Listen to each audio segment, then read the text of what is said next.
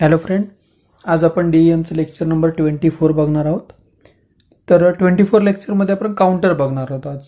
तर काउंटरचा सब चॅप्टर पूर्ण किंवा काउंटरचा जर कन्सेप्ट पूर्ण तुम्हाला समजून घ्यायचा असेल तर हा व्हिडिओ तुम्ही स्टार्ट टू एंड पूर्णपणे बघा.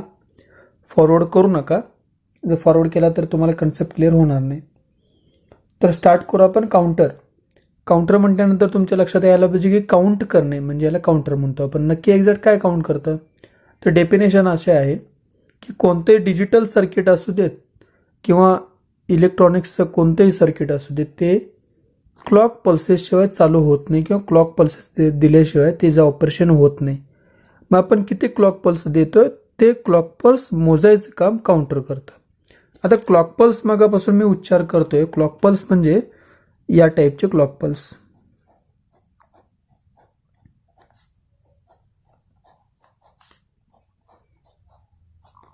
ओके, याला म्हणायचं क्लॉक पल्स. लक्षात? तर ही क्लॉक पल्स कुठे देतात? डिजिटल इलेक्ट्रॉनिक्सचे सर्किट, मायक्रो कंट्रोलर असेल, यानंतर त्याचा चॅप्टर तोच बघायचा आहे, मायक्रो प्रोसेसर असेल किंवा कोणतेही सर्किट असेल डिजिटलच्या रिलेटेड, त्या सगळीकडं ही क्लॉक पल्स द्यावी लागते. आणि ही क्लॉक पल्स आहे ना, ही क्लॉक पल्स आपण 1 2 कसे म्हणणार? सपोज ही पॉझिटिव्ह, हे रिपीट कुठे झाले? इथे झाले बघा. याला एक क्लॉक पल्स म्हणणार. ही दुसरी क्लॉक पल्स. लक्षात येते का? हे पॉझिटिव्ह निगेटिव्ह, पॉझिटिव्ह निगेटिव्ह, ह्या क्लॉक पल्स अशा आपल्याला द्याव्या लागतात.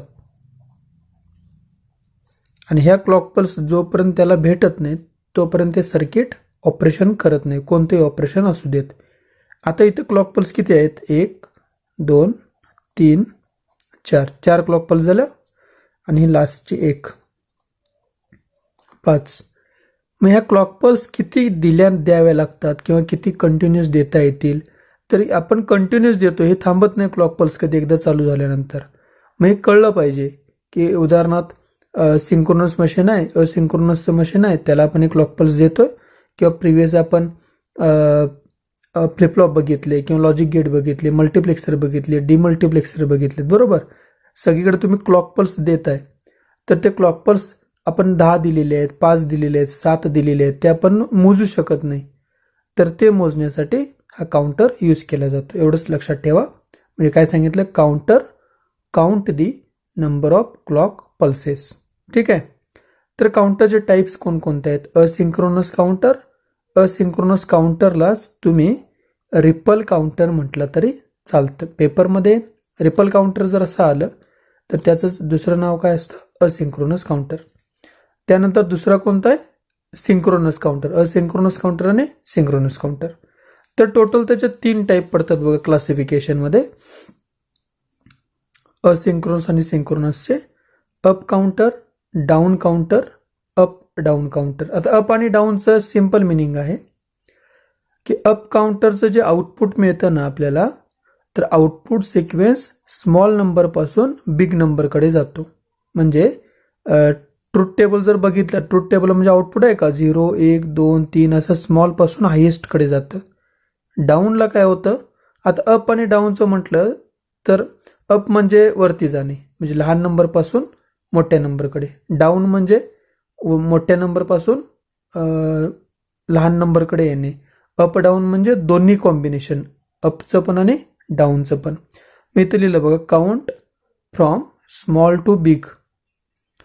आउटपुट ऑफ मायक्रो प्रोसेसर असेल, काउंटर विल बी 0 1 2 3 असा सिक्वेन्स असेल. ओके.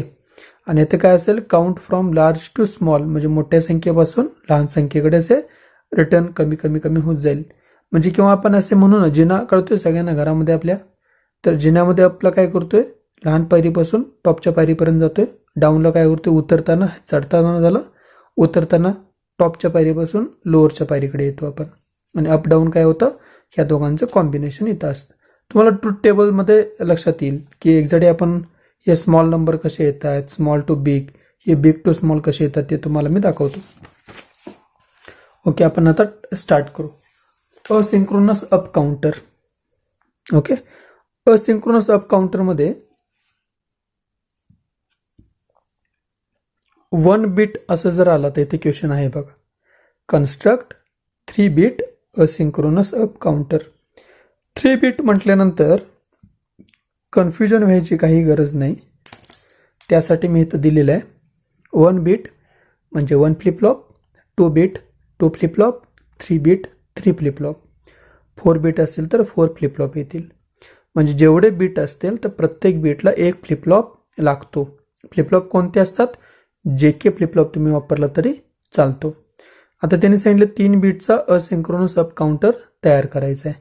तर सिंपल आहे, मी स्टार्ट करतोय बघा. एक 3 फ्लिप फ्लॉप मी ड्रॉ करून घेतलेले दिसतात सगळ्यांना. ओके, जे के आहे ना, जे के फ्लिप फ्लॉप ए, जे के फ्लिप फ्लॉप बी, जे के फ्लिप फ्लॉप सी. आता मी स्टार्ट करतोय. 3 बीट आहेत आणि 3 फ्लिप फ्लॉप आहेत, सिंपल आहेत. 3 फ्लिप फ्लॉप लिहून घेतले. तर त्यानंतर तुम्ही काय करायचं आहे बघा, तिन्ही फ्लिप फ्लॉपचे जे के जे दिसत आहेत ते जे के टर्मिनल एकत्र करून घ्यायचे. ओके, स्टार्ट करूया. बघा तिन्हीचे, पहिला सी चे एकत्र करतो,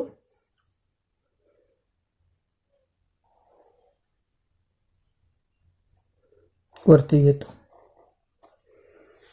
बरोबर. बी चा जे के वरती घेतो. खूप सिंपल आहे, काही अवघड नाही याच्यामध्ये. पहिल्या फ्लिप फ्लॉपचे एकत्र घेतो, झालेलं आहे. आता काय करतोय बघा, हे सगळे एकत्र जोडणार.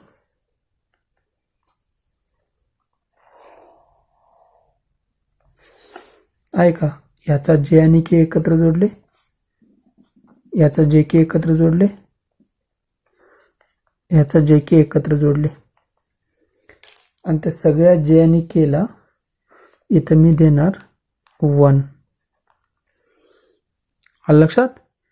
खाली मी काय केलं, तिघा जणांना क्लिअर द्यायचं आहे. म्हणजे पहिल्या जे केला, दुसऱ्या जे केला, तिसऱ्या जे केला. क्लिअर म्हणजेच काय, नेक्स्ट व्हॅल्यू घेताना प्रिव्हियस व्हॅल्यू क्लिअर झाली पाहिजे. त्याच्यामुळे इथं मी लिहिणार CLR = 1. तिन्हीला एकत्र दिलेले आहे बघा, कंबाईन करून, सेपरेट द्यायची काय गरज नाही. आता क्लॉक पल्स खूप महत्वाचे आहे. तर क्लॉक पल्स तुम्हाला पहिल्या टर्मिनलला फक्त द्यावे लागणार आहे. पहिल्या जे के फ्लिप फ्लॉपला आहे इथं. हे बबल काढलाय का, म्हणजे निगेटिव्ह क्लॉक पल्स म्हणतो त्याला आपण. बबल नसेल तर पॉझिटिव्ह, बबल असेल तर निगेटिव्ह. तुम्हाला ही क्लॉक पल्स इथं द्यावी लागेल. इथे क्लॉक पल्स आहे, इथे क्लॉक पल्स आहे, पण पहिल्याला दिल्यानंतर दुसऱ्याला आणि तिसऱ्याला क्लॉक पल्स देण्यासाठी याचे आउटपुट येतं ना पहिल्याचं, ते आउटपुट सरळ खाली घ्यायचं.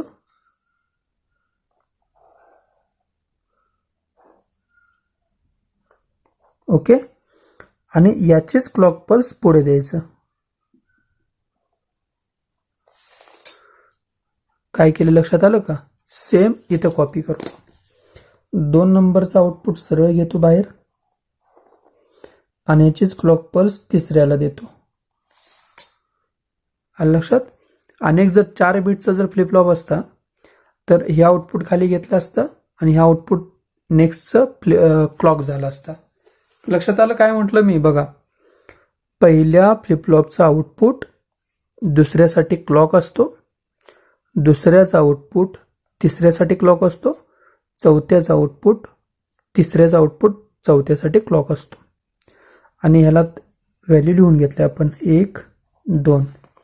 आता इथं फ्लिप फ्लॉप आहे का, पुढं नाही, त्याच्यामुळे सरळ खाली लिहितो मी खेचून.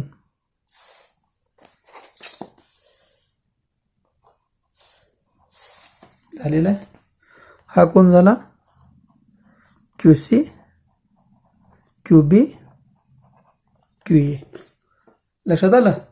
सिंपल, काय अवघड याच्यामध्ये. आता अजून एक तुम्हाला PR एक द्यायचं आहे. PR म्हणजे प्रीसेट व्हॅल्यू असं म्हणतो. जसं क्लिअर खाली दिला का, तसं PR प्रीसेटची व्हॅल्यू पण आपल्याला वरती द्यायची आहे. म्हणजे 1, 2, 3.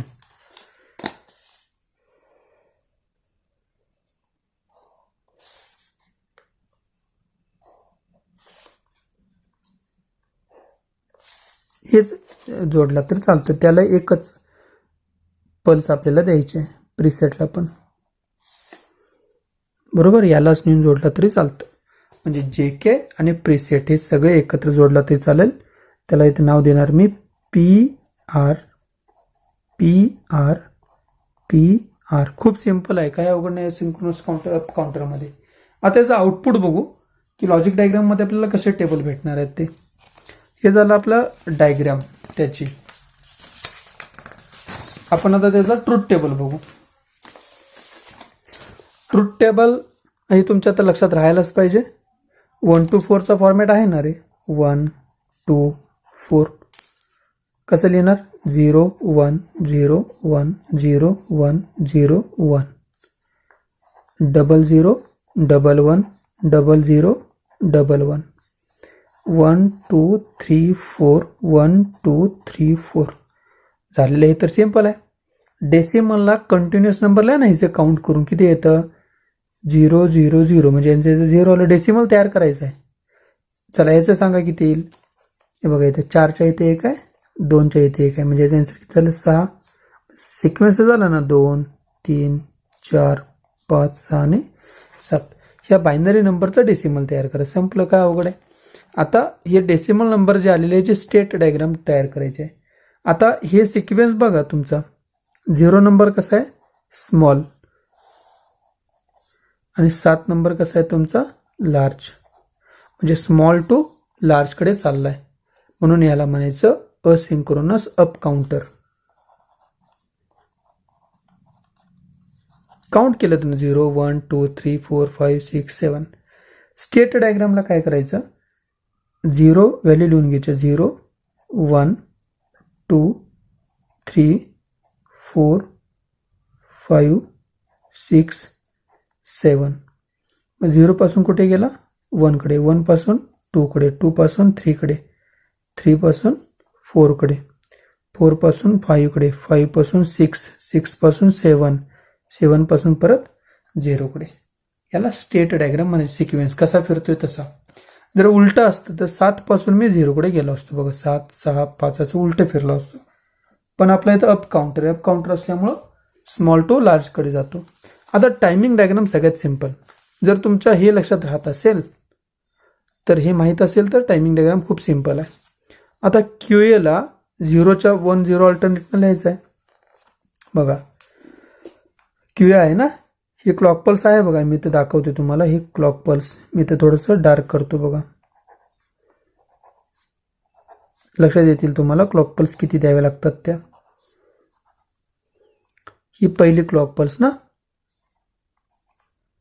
बरोबर. व्हॅल्यू देऊ का? QA साठी पहिले काय होतं? QA साठी 0 1 0 1 अल्टरनेट ना 0 1 0 1. सिंपल. हे QA साठी चालू आहे. मग QA साठी बघा 0 म्हटल्यानंतर पहिला 0 येणार, असं जिथे 1 आहे तिथंच पल्स येईल अशी. परत 0 साठी खाली येईल. 1 साठी वरती जाईल पल्स. 0 साठी खाली. 1 साठी वरती. 0 साठी खाली. 1 साठी वरती. हे आलं कुठून बघा? QA दिसतो का? QA 0 1 0 1 0 1 0 1. QA 0 1 0 1 0 1 हे लिहिलं. आता QB लिहायचं आणि QC लिहायचं आहे. QB 2-2च्या टप्प्यानं आहे. QB 0 0 1 1 0 0 1 1. स्टार्ट करूया. 0 0 म्हणजे तर दोन्हीकडे येणार आहे. नंतर 2 बीट. हे 1चे 2 बीट.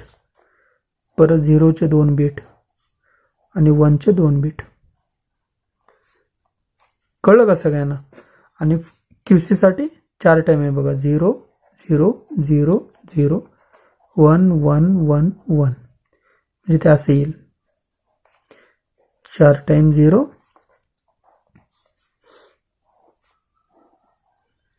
4 टाइम 1. कळलं सगळ्यांना काय केलं आपण ते? तर याला म्हणायचं टायमिंग डायग्राम. तुम्हाला एवढंच करायचं आहे. हा टेबल ड्रॉ करा. स्टेट डायग्राम ऑप्शनल आहे. केली तर चालेल, नाही केली तर चालेल. आणि हे जर येत असेल तर टायमिंग डायग्राम खूप सिंपल आहे. ही टायमिंग डायग्राम सगळीसाठी कॉमन आहे, सगळीकडं कोणतंही तुम्ही चेक करा हे असंच येणार आहे. आपण आता बघू.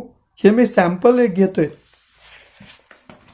एक्झाम्पल कोणतं घेतलं मी बघा. 3 बीट असिंक्रोनस. 2 बीट असतात, 4 बीट असतात. 2 बीट असतेच तर तुम्ही फक्त एवढंच ड्रॉ करणार आहात. कळतंय? 3 बीट होते, 3 ड्रॉ केले. 4 बीट असतील, अनेक ह्याच्या बाजूला पुढे असेल, 1 2 3 4. काय अवघड आहे का? हे असंच ड्रॉ करायचं, काही चेंज करायचं नाही. जसं 2 बीटला काढलेलं आहे तसं 3 बीटला काढलं, तसं 4 बीटला काढायचं आहे. मग टेबलमध्ये जर बघितलं 2 असतील तर हा येईल का? येणार नाही. हे फक्त 2च येतील. 3 बीट होते म्हणून QA QB QC आला. 4 असते तर QA QB QC QD आला असता. आणि तर 8 0 आणि 8 1 आले असते. आणि टायमिंग डायग्राम पण इथं लास्टचं काय आलं असतं, QD साठी आलं असतं. 8 टाइम 0 8 टाइम 1. लक्षात आलं सगळ्यांच्या? चला आता नेक्स्ट बघू आपण. Modulus of the counter. आता मॉड्युलस ऑफ द काउंटर हा क्वेश्चन जो आहे तो व्हेरी IMP आहे. पेपरला 100% विचारला जातो. का IMP आहे तो बघा. Mod n equal to number of state. म्हणजे मॉड हे तर n ची व्हॅल्यू आहे ना, तर n ची व्हॅल्यू तुम्हाला दिली जाते आणि तुम्हाला सांगतात की किती नंबरचे स्टेट किंवा किती फ्लिपफ्लॉप इथे यूज करावे लागतात. मॉड 4 असेल तर काय म्हणणार, 4 स्टेट आहेत. मॉड 6 असेल तर 6 स्टेट. 16 असेल तर मॉड 16 स्टेट. हे असं फॉर्मॅट आहे. तर याचं एक्झाम्पल दाखवतो कसं विचारतात बघा आपल्याला ते. How many flip flop are required to construct following modulus counter. हे मॉड्युलस काउंटर आहे ना आपला, हा मॉड्युलस काउंटर. मॉड n म्हणजे मॉड्युलस काउंटर आहे. तर त्यांनी काय केलं बघा, 5 दिलं ना, म्हणजे मॉड 5 दिला.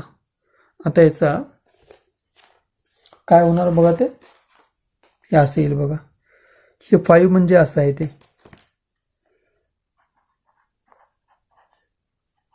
मॉड 5.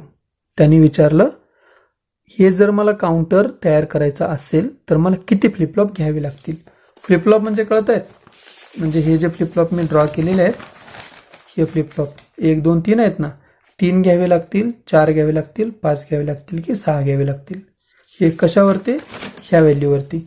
आता 83 नंबर आहे, तर 83 नंबरसाठी आता उदाहरण द्यायचं झालं तर बघा, हे डेसिमल किती आहेत, 7 आहे ना, आणि हा 5 नंबर तुमचा इथे येतोय,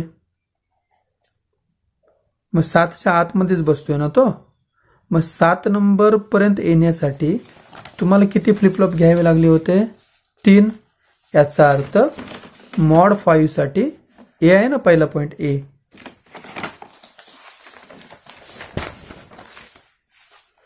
म्हणजे याच्यासाठी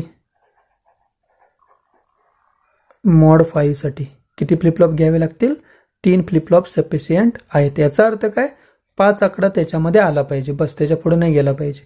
सेकंड मी तुम्हाला इथे खाली दाखवतोय आणि सेकंड मॉड 83, मॉड 99, मॉड्युलस, हा ते मॉड म्हणजे मॉड्युलस 10. चला आपण 2 फ्लिपफ्लॉप घेऊ, 3 फ्लिपफ्लॉप घेऊ. ते 2 रेज टू पॉवर्स करायचं त्याचं,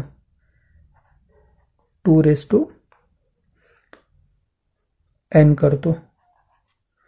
n म्हणजेच काय, नंबर ऑफ फ्लिपफ्लॉप. आता 5 पाहिजे. 2 रेज टू जर 2 केलं तर 2 रेज टू 2 4 येतील, म्हणजे 0 पासून तेवढं, पण ते चालणार नाही. मग 0 टू, चला 0 टू 2 घेतो, म्हणजे 4 आले. आणि 4चं कसं होणार, ते 0 1 2 3. सेम तसंच करत जायचं आहे.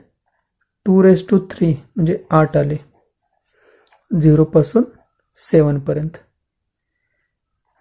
2 रेज टू 4 आले, 2 रेज टू 4 म्हणजे आले 16. 0 1 कुठपर्यंत, 15 पर्यंत. आता आपल्याला 83 आणि 99 पाहिजेत, त्यामुळे मी इथे काय करतो, 2 रेज टू 5 घेतला तर 32, 6 घेतला तर 64, 7 घेतो मी, बरोबर.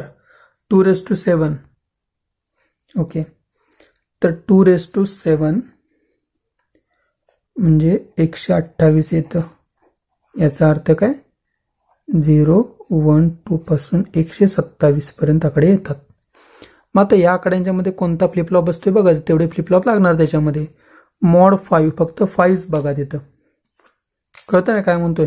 हा फक्त 5 घ्यायचा. तर 5 आकडा इथंच येतो ना, पहिल्यामध्ये येईल का? नाही येणार. दुसऱ्यामध्ये 7च्या आतमध्येच येतो ना, 5 येतं. 5, 6, 7, 5 आला. मग हे किती नंबरला आलं? 2 नंबरला. आणि इथं फ्लिपफ्लॉप किती वापरलेत? 3 वापरलेत. म्हणजे याचा आन्सर असेल नंबर ऑफ फ्लिपफ्लॉप, 3 फ्लिपफ्लॉप वापरावे लागतील. कळलं काय म्हटलं ते? खूप सिंपल आहे. सेकंड, 83 आला पाहिजे मॉड्युलस काउंटर. आता 6 जर घेतलं असतं तर 64च होते ना, 2:6. मग त्यामुळे मी घेतलं नाही, कारण 64च्या पुढचेच आकडे आहेत. मग 83 म्हटल्यानंतर 0 पासून 127 पर्यंत इकडे 83 आकडा येईल ना. मग हे 0 to 27 हे किती फ्लिपफ्लॉपनं तयार झालं? 7. म्हणजे 83ला येईल 7 फ्लिपफ्लॉप. सेम 99ला पण किती येईल? 7 फ्लिपफ्लॉप. आणि 10 आकडा आहे बघा. 10 म्हणजे 3 फ्लिपफ्लॉप वापरल्यानंतर 0 to 7 पर्यंत जातं, पण आपल्याला 10 पाहिजे.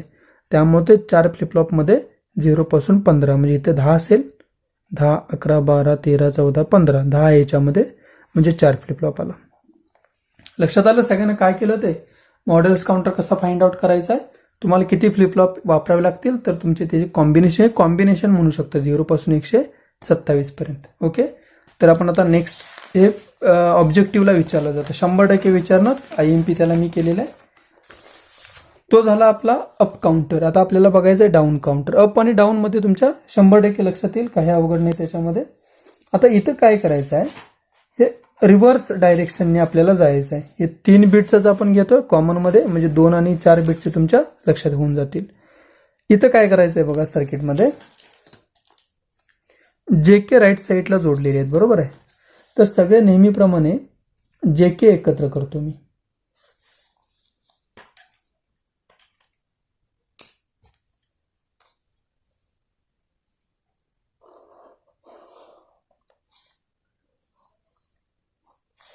हा JK एकत्र केला.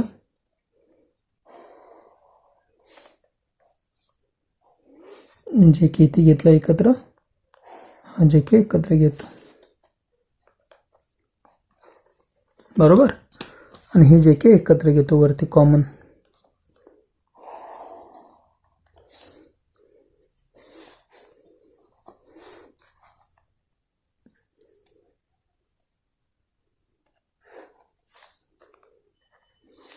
झालं. आणि ह्या JKला व्हॅल्यू किती देणार? 1 झालेलं आहे. आता क्लॉक पल्स द्यावी लागेल, तर इकडून जातो ना आपण, त्यामुळे याला क्लॉक पल्स तुम्हाला 100% एक द्यावी लागते. इथून पुढच्या क्लॉक पल्स सिंपल आहेत. याला काय नाव देणार? CLK. इथून पुढे काय करायचं आहे बघा, 2 व्हॅल्यू काढलेले आहेत. पहिल्या फ्लिपफ्लॉपचं आउटपुट हे आहे का, हे डायरेक्टली खाली घ्यायचं. दुसऱ्याचं एक डायरेक्टली खाली, तिसऱ्याचं डायरेक्टली खाली. पण QN बार आहे ना, तर हा पल्स म्हणून पुढे द्यायचा. बघा, पहिल्याचं निगेटिव्ह, कॉम्प्लिमेंट म्हणतो त्याला, निगेटिव्ह. दुसऱ्याला क्लॉक पल्स म्हणून द्यायची. नेक्स्ट याचं निगेटिव्ह, नेक्स्टला क्लॉक पल्स म्हणून यूज केली, बरोबर. याच्या पुढे असतात तर ही क्लॉक पल्स म्हणून दिला असता मी, पण इथं नाही आहे. आता राहिला कोणतं? सगळ्याचं QN. आता QN हे म्हणजे त्याचं आउटपुट झालं फायनल. हे सर्व खाली घेतो मी, याचं आउटपुट येईल खाली.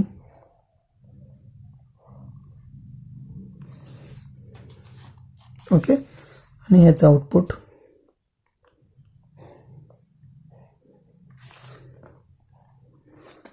काय आवड वाटलं का? डाऊन काउंटरमध्ये रिव्हर्स डायरेक्शनने यायचं आहे. JK इकडं, QN बार इकडं. मग आता त्या फ्लिपफ्लॉपला नावं दिली ते बघा. हा कोण झाला? QA, QB आणि QC. सिंपल क्लॉक पल्स झाले. ओके, आता हे जे 0 आणि हे केलं ना, हे निगेटिव्ह क्लॉक पल्स म्हणतो त्याला आपण. आता चला आपण ट्रूथ टेबल त्याचा ड्रॉ करू. काय अवघड नाही, उलट्या डायरेक्शनने जायचं, म्हणजे चुकणार नाही. क्लॉक पल्स नेहमी निगेटिव्ह द्यायचे. निगेटिव्ह म्हणजे कसे येणार, ते खाली डाऊनला जाणार. 3 फ्लिप फ्लॉप म्हणजे 8 कॉम्बिनेशन येतील, बरोबर. इथं काय करायचं आहे, ज्यावेळेस सरळ होतो आपला रेग्युलर क्लॉक डायग्रॅम, त्यावेळेस झिरो न करत होतो ना आपण, इथं उलटं करायचं आहे किंवा खालून वरती आला तरी चालतं, काय नाही फरक पडत. म्हणजे इकडून जायचं आहे बघा, 0 1 0 1 0 1 0 1. इकडं डबल 0 0 1 1 0 0 1 1. उलट्या डायरेक्शनने आलोय म्हणून 1 2 3 4 1 2 3 4. सिंपल. अप काउंटरला वरतून 0 1 0 1 करत्या, डाऊन काउंटरला खालून चला. आता याचे जर डेसिमल व्हॅल्यू काढले तर 7 येईल. 6 5 4 3 2 1 आणि 0. सिंपल. काउंट करून बघा शकतो येतं हवं तर तुम्ही. येते किती येतं, 1 ना 2 2 ची दुप्पट 4 4 आणि 2 6 आणि 1 7. लक्षात आलं टेबल सगळ्यांच्या. ट्रूथ टेबल म्हणतो त्याला आपण. आता त्याची टायमिंग डायग्राम. टायमिंग डायग्राम जर बघितली तर पहिला 1 0 नाही ना सुरुवात, बघा मी दाखवतो परत. QA साठी 1 0 1 0, पहिला 1 येतो, त्याच्यामुळं इथे व्हॅल्यू पहिला लिहून घेतो. QA साठी 1 0 1 0 1 0 1 0. QB पण लिहून घेतो लगेच मी. काय येणार आहे ते डबल, पहिला 1 1 आहेत, 1 1 0 0 1 1 0 0. आणि QC साठी 1 1 1 1 0 0 0 आणि 0. संपलं. ड्रॉ करता येईल. 1 साठी म्हटल्यानंतर हा 1 असा येईल, देन 0 1 0 1 0 1 आणि लास्टचा 0. याच्यासाठी 1 1 आहेत बघा, 2 टाइम 1 1 0 0 1 1 0 0. आणि ते 4 टाइम 1 आहेत, 1 2 3 4 1 2 3 आणि 4 झालेले आहे. टायमिंग डायग्राम खूप सिंपल आहे. 1 0 1 0 तुम्हाला हे आलं कुठून, इथून लिहिलं, या टेबलमधून लिहिलं बघा मी. QC ला पहिले 4 0 नंतर 4 1 होते, घेतले ना. QC ला 4 0 4 1. काय अवघड वाटलं का रे, खूप सिंपल आहे. आणि याचे व्हॅल्यू जर तयार करायचे असतील तर सरळ घ्या ना खाली बघा. पहिल्या क्लॉक पल्ससाठी 1 1 1 म्हणजे ते व्हॅल्यू आली 1 1 1. इथं 0 1 1, बरोबर. ओके, उलट QC पासून जायचं इकडं, इकडून जायचं, इकडून 0 0 0 उलट 0 0 1 0 1 0 0 1 1 1. ओके 1 1 नाही ओके.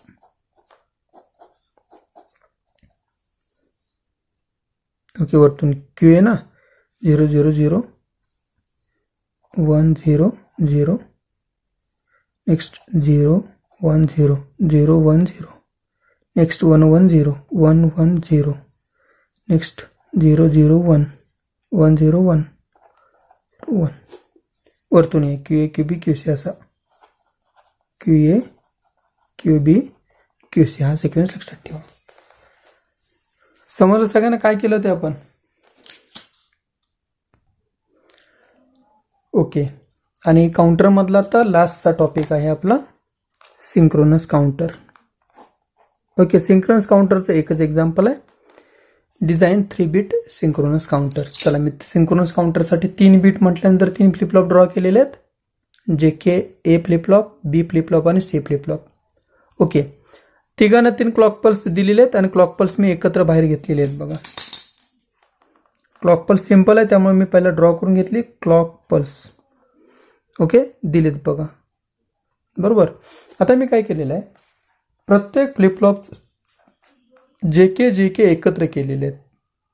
ओके, आता मी याचा आन्सर काय करणार आहे, पहिला जे केला तुम्ही लॉजिक 1 द्यायचं आहे.